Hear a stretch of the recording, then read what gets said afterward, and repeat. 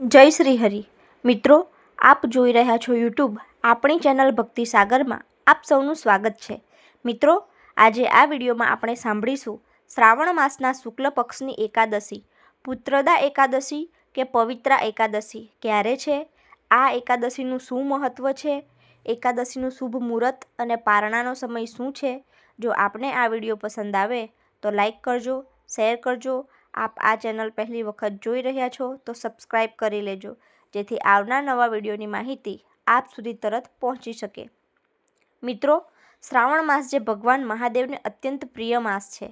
આખો મહિનો વ્રત તહેવારથી ભરેલો રહે છે અને મહાદેવની પૂજા ઉપાસના કરીને ભક્તો મનોવાંછિત ફળની પ્રાપ્તિ કરી શકે છે. શ્રાવણ માસના શુક્લ પક્ષની એકાદશી આવે છે, જેને પુત્રદા એકાદશી કહેવાય છે. નામ જ સાર્થક કરે છે.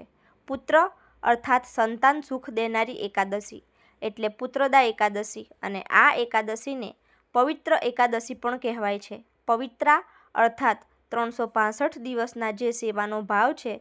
સૂતરના દોરા 365 કરીને હળદર કે કેસરમાં બોળીને એવા પીળા દોરાને ભગવાન શ્રી નારાયણને સમર્પિત કરાય છે.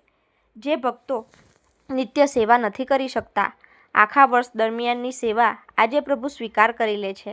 અને બારસની તિથિ આવે છે, જેને પવિત્રા બારસ કહેવાય છે, ત્યારે ભક્તો પોતાના ગુરુને પવિત્રા ધરે છે. 365 દિવસના આમ આખા વર્ષની સેવાનો સ્વીકાર પ્રભુ શ્રી હરિનારાયણ ભગવાન શ્રી કૃષ્ણ સેવાનો સ્વીકાર કરે છે અને બીજા દિવસે ગુરુદેવ સેવાનો સ્વીકાર કરે છે. આમ પવિત્રા એકાદશી અને પવિત્રા બારસ તરીકે ઉજવાય છે. ધાર્મિક માન્યતા અનુસાર આ એકાદશીનું વિધિ વિધાનથી પૂજા કરવાથી, વ્રત ઉપવાસ કરવાથી સંતાન સુખ, ઉત્તમ સ્વાસ્થ્ય, પરિવારનું સુખ સમૃદ્ધિની કામના પૂર્ણ થાય છે. આ પુત્રદા એકાદશીનું વ્રત કરવાથી સકારાત્મક ઉર્જા પ્રાપ્ત થાય છે. હરિની પૂજા થાય છે, કારણ કે શ્રાવણ માસ ભગવાનનો મહાદેવનો મહિનો છે, એટલે નિત્ય શિવલિંગની પૂજા તો થાય જ છે, અભિષેક થાય જ છે, સાથે એકાદશીનું મહત્ત્વ પણ છે. એટલા માટે ભગવાન લક્ષ્મીપતિ નારાયણની પણ પૂજા ઉપાસના થાય છે. આજે ભગવાન શિવજી અને ભગવાન વિષ્ણુજીની પૂજા કરવાથી સૌભાગ્યની પ્રાપ્તિ થાય છે, સુખ સમૃદ્ધિ પ્રાપ્તિ થાય છે અને ભગવાન વિષ્ણુના આશીર્વાદ પણ પ્રાપ્ત થાય છે. દેવશયની એકાદશી દરમિયાન એટલે કે ચતુર્માસ દરમિયાન આ એકાદશીનું વ્રત આવે છે, જે ઘણું જ શુભ છે. પુત્રદા એકાદશી વર્ષમાં 2 વખત આવે છે. એક તો શ્રાવણ માસના શુક્લ પક્ષની એકાદશી, જે પુત્રદા એકાદશી તરીકે ઓળખાય છે, અને બીજી છે પોષ મહિનાના શુક્લ પક્ષની એકાદશી, જે પુત્રદા એકાદશી તરીકે પણ ઓળખાય છે. આ બંને એકાદશીમાં ભગવાન વિષ્ણુની જ પૂજાનું વિધાન બતાવવામાં આવ્યું છે. સંતાનની સુખની કામના રાખનાર માતા પિતા દંપતી આ એકાદશીનું વ્રત કરીને ભગવાન નારાયણની પૂજા ઉપાસના કરે તો મનોવાંછિત ફળની પ્રાપ્તિ થઈ શકે છે, એવી શાસ્ત્રની માન્યતા છે. આજે એકાદશીનું વ્રત ક્યારે શરૂ થાય છે તે પહેલાં આપણે જાણી લઈએ. મુહૂર્ત. શ્રાવણ માસના શુક્લ પક્ષની એકાદશીની તિથિ પ્રારંભ થાય છે 22 અને 23 ઓગસ્ટ 2026ની રાત્રિએ 2 વાગ્યાની આસપાસ, જ્યાં તિથિ પૂર્ણ થાય છે 24 ઓગસ્ટ 2026 વહેલી સવારે પરોઢિયે, બ્રહ્મ મુહૂર્ત કહેવાય છે, ત્યારે 4 વાગ્યાને 18 મિનિટની આસપાસ. આમ જોઈએ તો એકાદશી સૂર્યોદય તિથિ પ્રમાણે થાય છે, એટલા માટે આ બંને તારીખમાં સૂર્યોદય આવતો જ નથી.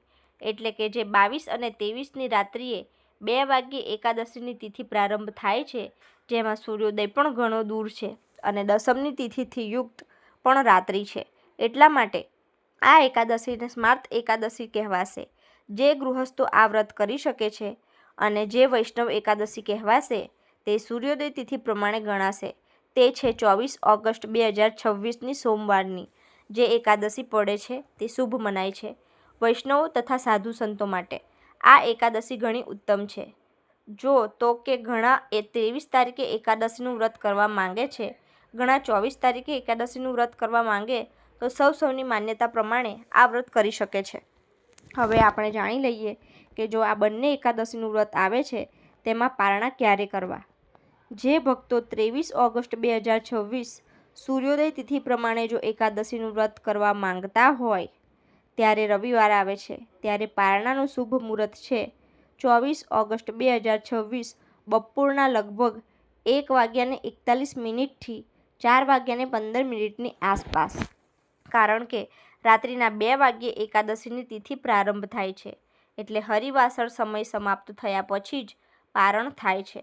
એટલા માટે બપોરના સમયે પારણ કરવા. જે ભક્તો 24 તારીખે એકાદશીનું વ્રત કરવા માંગે છે તેઓ પારણા કરે 25 ઓગસ્ટ 2026 વહેલી સવારે લગભગ મિનિટથી લઈને 6:20 આસપાસ. દ્વાદશી સમાપ્ત થાય એ પહેલાં એકાદશીના પારણા થઈ જવા જોઈએ. એટલા માટે દ્વાદશી અર્થાત બારસની તિથિ સમાપ્ત થાય છે સવારે 6:20 આસપાસ. ત્યાં સુધીમાં પારણ કરી લેવા જોઈએ. પછી તેરસની તિથિ લાગુ પડી જાય છે. આમ એકાદશી બંને તિથિએ પડે છે. સાચી એકાદશી જોઈએ તો વૈષ્ણવ એકાદશી તારીખ 24 ઓગસ્ટ 2026ના દિવસે મનાવવાની રહેશે. એકાદશીના દિવસે ભગવાન શ્રી હરિનારાયણનું પૂજન થાય છે. ધૂપ, નૈવેદ્ય, તુલસીદળ આદિથી જો મૂર્તિ હોય તો સ્નાન કરાવવું પડે છે અને ચિત્ર હોય તો સાદી સરળ રીતે સ્નાન થાય છે. પુત્રદા એકાદશી છે ભગવાન શ્રી કૃષ્ણની પૂજા ખાસ થાય છે. લાલજીનું સ્વરૂપ હોય તો ઉત્તમ છે. અને એમાંય ખાસ કરીને જે ભક્તોની મનોકામના હોય કે તેમને સંતાન સુખની પ્રાપ્તિ થાય, સંતાનની રક્ષા થાય, એવી પ્રાર્થના સાથે ભગવાનનું આ વ્રત થાય છે. વ્રત ન થાય તો કથા સાંભળવી અને મનોમન ભગવાનનું પૂજન અર્ચન અને પ્રાર્થના કરવી. આ ઉપરાંત આજે એકાદશીનું વ્રત હોય, ગાય માતાની સેવા અવશ્ય કરવી, પીપળાના વૃક્ષનું પૂજન અવશ્ય કરવું, તુલસી ક્યારે દીપદાન કરવું. દીપદાન ઘણું મહત્વનું છે. પુત્રદા એકાદશી છે એટલા માટે આ એકાદશી પિતૃને પણ અર્પણ છે, કારણ કે પુત્રદા અર્થાત સંતાન. આપણે કોઈને કોઈના સંતાન જરૂર છીએ, એટલા માટે પિતૃ નિમિત્તે દાન પુણ્ય કરવું, તર્પણ, શ્રાદ્ધ, પિંડદાન કરવું પણ ઉત્તમ છે, જે બપોરે 11 વાગ્યા પછી કરાય છે.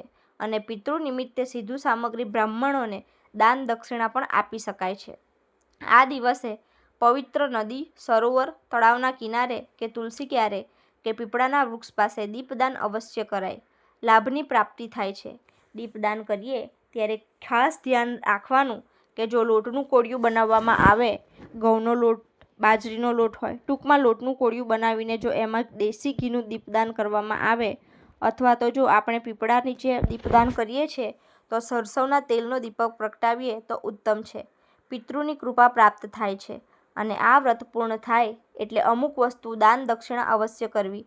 જે આપણે પારણા કરીએ છીએ, પારણા અર્થાત એકાદશીના દિવસે આપણે સવારનો જ સંકલ્પ કરીએ છીએ કે આપણે એકાદશીનું વ્રત કરવા માંગીએ છીએ.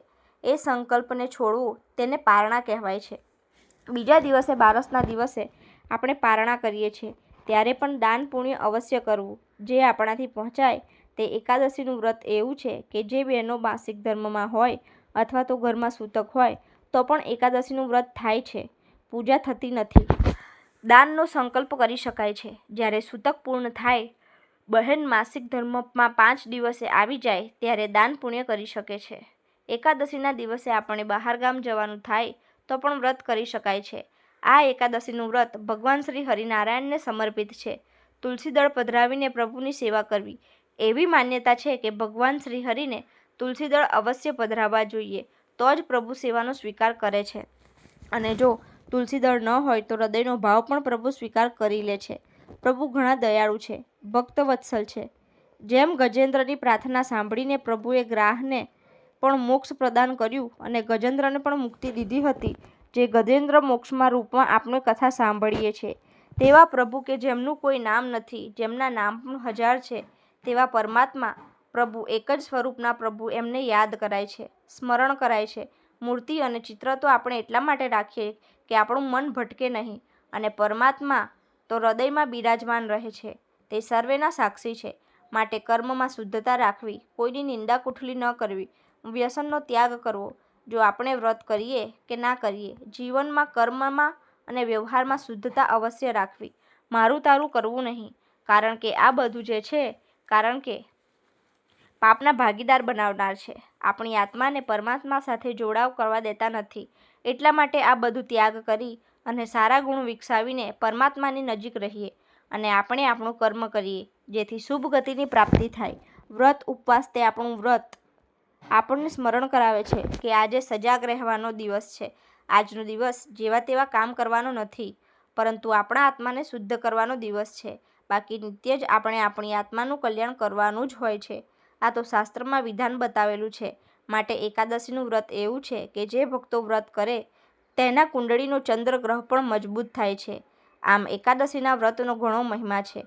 મિત્રો, મને આશા છે કે આપને આ વિડીયો જરૂર પસંદ આવ્યો હશે. તો ફરીથી મળીશું આવનારા નવા વિડીયોમાં. જય શ્રી હરિ.